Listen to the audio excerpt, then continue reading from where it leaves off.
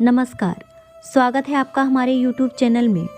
हिंदू धर्म में 16 श्रृंगार का बहुत ज़्यादा महत्व बताया गया है। जब किसी भी शादीशुदा महिला की बात आती है तब 16 श्रृंगार में से सबसे ज़्यादा सिंदूर ही मायने रखता है। पौराणिक कथाओं के अनुसार ऐसी मान्यता है कि सिंदूर ही किसी सुहागन की पहचान होती है। हिंदू शादियों में सिंदूर की रस्म बेहद खास होती है और शादी के दिन के बाद महिलाएं हर रोज़ अपने पति की दीर्घायु की कामना में मांग में सिंदूर भरती हैं। लेकिन सिंदूर लगाते समय कुछ ज़रूरी बातों का ध्यान रखना चाहिए। ऐसा माना जाता है कि यदि महिलाएं सिंदूर लगाते समय कुछ गलतियां करती हैं तो ये पति के जीवन में दुर्भाग्य का कारण भी बन सकती हैं।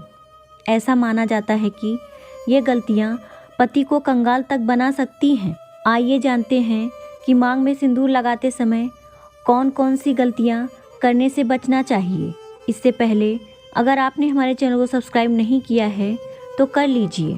यदि आप अपना इस्तेमाल किया हुआ सिंदूर किसी और महिला को देती हैं तो ये आपके पति के लिए अच्छा नहीं माना जाता। ऐसा करने से पति के जीवन में दुर्भाग्य आ सकता है। ऐसा करना जीवन में आर्थिक हानि का कारण भी बन सकता है।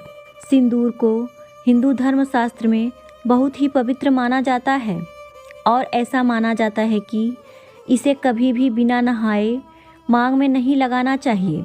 इसकी मान्यता इतनी ज़्यादा है कि मासिक धर्म के दौरान मांग में सिंदूर लगाने से मना किया जाता है।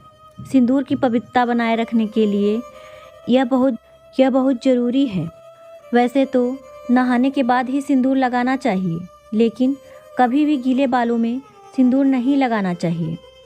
बाल अच्छी तरह से सुखाकर ही मांग भरें। गीले बालों में सिंदूर लगाने का प्रभाव पति के स्वास्थ्य पर भी पड़ता है।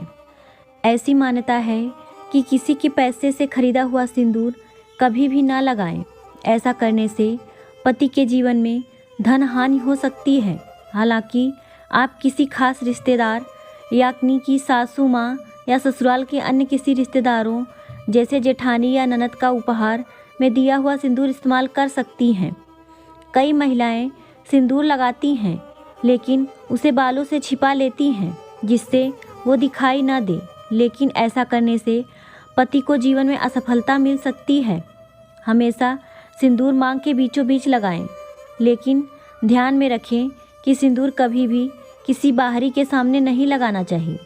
सिंदूर लगाते समय की गई ये गलतियाँ आपके और आपके पति के जीवन में दुर्भाग्य ला सकती हैं। सिंदूर सुहागिन महिलाओं का मुख्य श्रृंगार माना जाता है। नियम के अनुसार सिंदूर लगाने से सुहाग हमेशा सलामत रहता है। मान्यता के अनुसार माँ पार्वती भगवान शिव के लिए सिंदूर लगाती हैं, इसलिए माँ को सिंदूर चढ़ाया जाता है। ऐसा कहा जाता है कि सुहागिन महिलाओं को पूजा पाठ के दौरान मांग में सिंदूर जरूर लगाना चाहिए। हिंदू धर्म के अनुसार महिलाओं को रविवार, सोमवार और शुक्रवार को बाल धोकर सिंदूर लगाना चाहिए।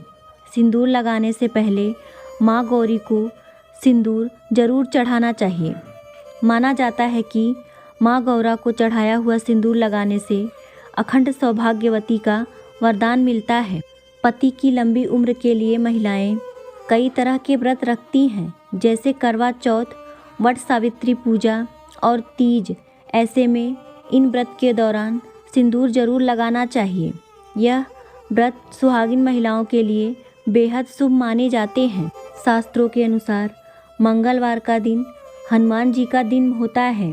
इस दिन भगवान हनुमान को सिंदूर चढ़ाया जाता है।